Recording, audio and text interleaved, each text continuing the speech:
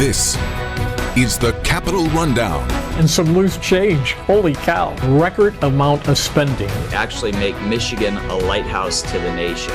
I think Judge Jackson handled herself extraordinarily well in response to some very tough questions. Senator, I'm not going to be party to that. I would not want that on my conscience. If we had been sitting in the room when this polling data came in, I think you would have heard a collective ouch. It's all straight ahead.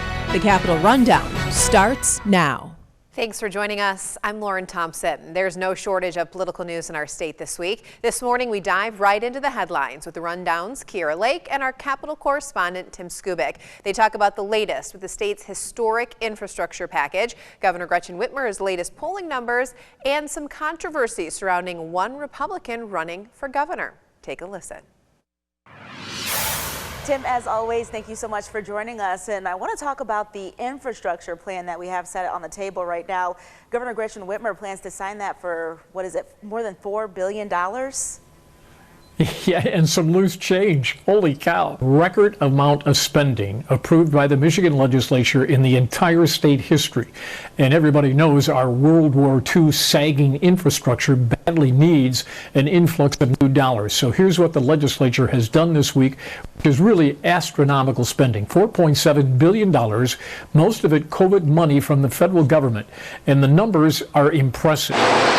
$317 million on road and bridge repairs, $450 million to spruce up the park and trail systems, $250 million to expand broadband in remote areas of the state, and for motorists trying to navigate flooded freeways, another $66 million to beef up pumping stations. Plus, to avoid another Flint and Benton Harbor lead water crisis, $1.7 billion for lead pipe removals.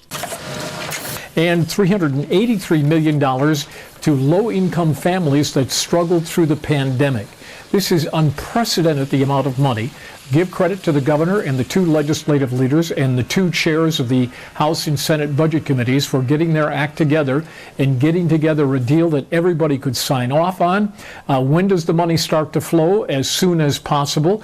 And one question that is out there, with all of this money going into these projects, the question is, are there enough bodies to actually do the work? Which is a decent question. And we talked to the lobbyists for the Infrastructure Association, and the industry is basically saying, bring it. And another topic that many people have their eyes on is the race for governor. But right now we're seeing Governor Whitmer's polling numbers, which aren't the best. Well, they're questionable. If we had been sitting in the room when this polling data came in, I think you would have heard a collective ouch from the Whitmer people, because here's what the question was that was put to the voters by the Marketing Resource Group, MRG. If you were voting today, would you vote for Governor Gretchen Whitmer or, quote, somebody else? 59% said somebody else. That's not exactly brilliant news for the governor. She got 34% either leaning towards her or definitely in her corner. Now, as an incumbent, that is not where you want to be. However, in her defense, and what her team will probably say, is that running against somebody else unnamed is a little different than running against a specific opponent. And the governor's people would likely argue that with a specific opponent, the governor will do much better than this. But right now, somebody else is winning in the governor's race, and it's not exactly the kind of thing that the governor wants to hear. But it's early and a long ways to go in this race. Yeah, and when you mentioned somebody else, we do have those specific opponents, and one of those is James Craig. It looks like he's having a bit of trouble on his campaign. Yeah, that's an understatement. He's now gone through his second campaign manager, and the popular wisdom in town is that his front-running status that was self-imposed, say, 6 months ago, has sort of faded into the woodwork.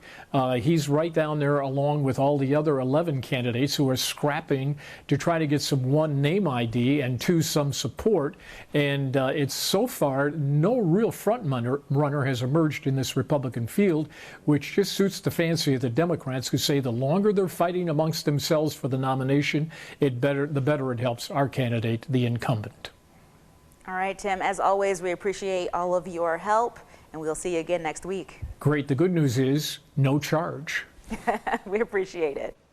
Thank you both. Well, coming up next here on The Rundown, we catch up with another man who's thrown his hat in the ring in the Republican race for governor.